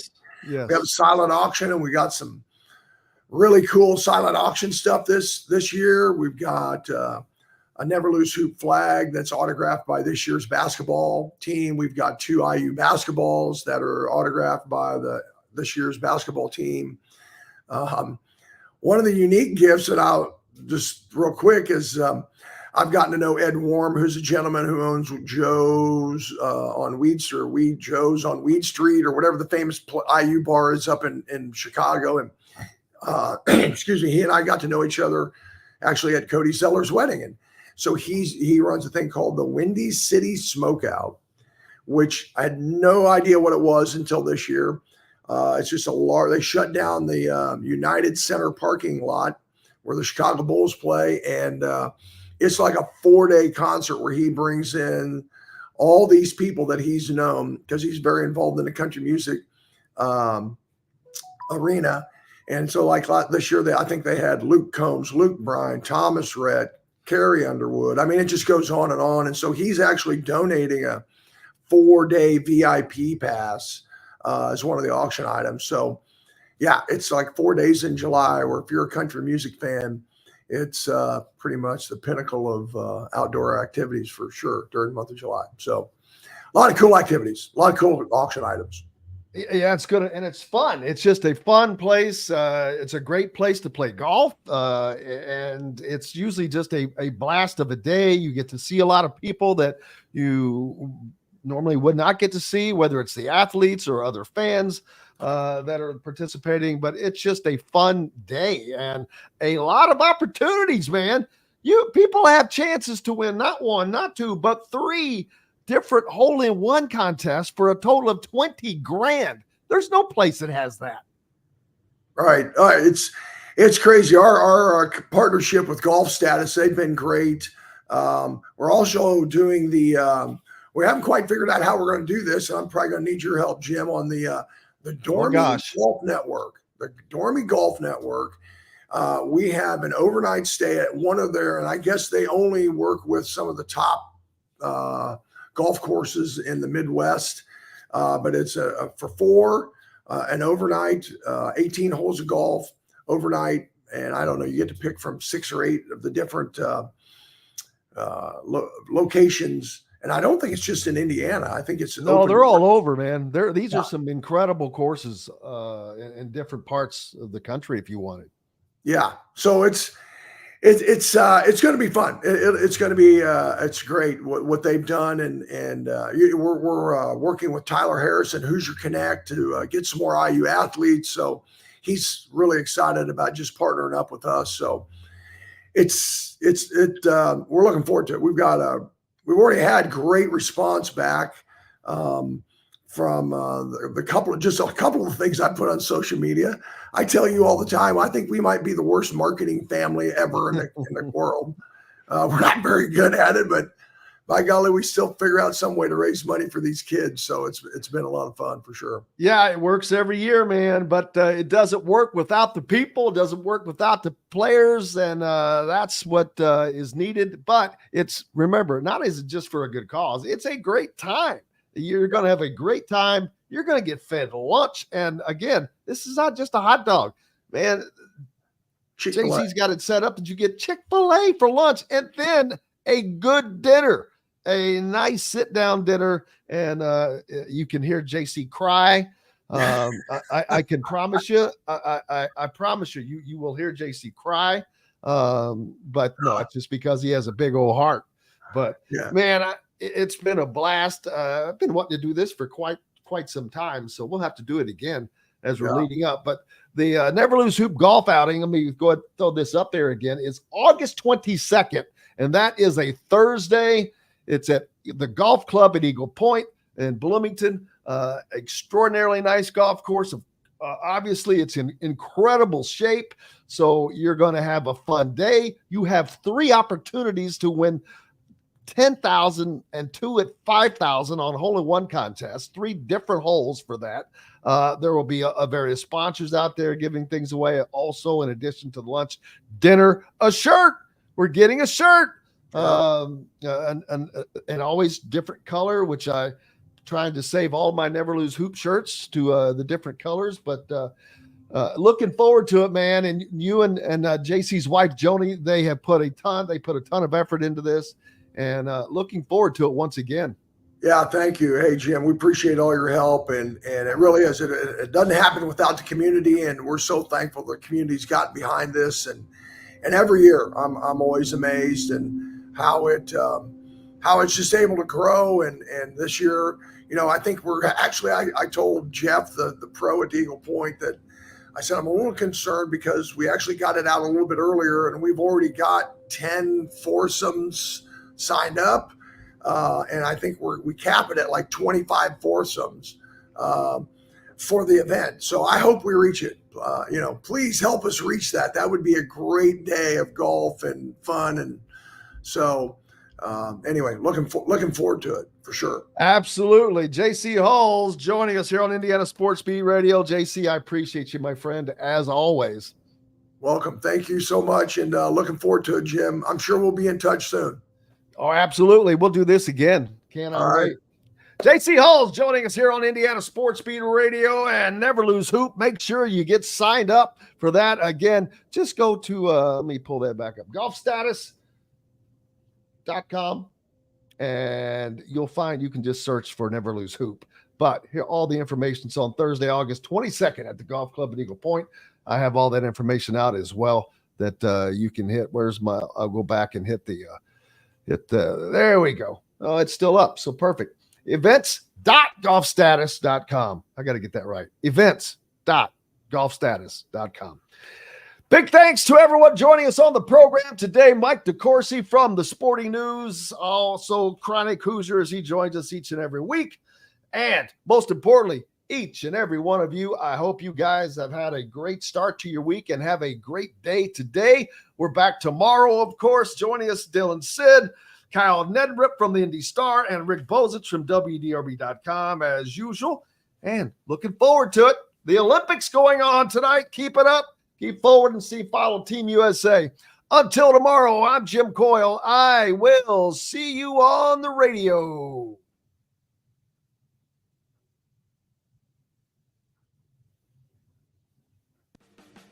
Thanks for listening to Indiana Sports Beat Radio. Be sure to subscribe to our YouTube page for more clips and team coverage of Indiana basketball, football, and more. You can also find full episodes and tons of other content on thehoosier.com. We'll see you next time for another edition of Indiana Sports Beat Radio.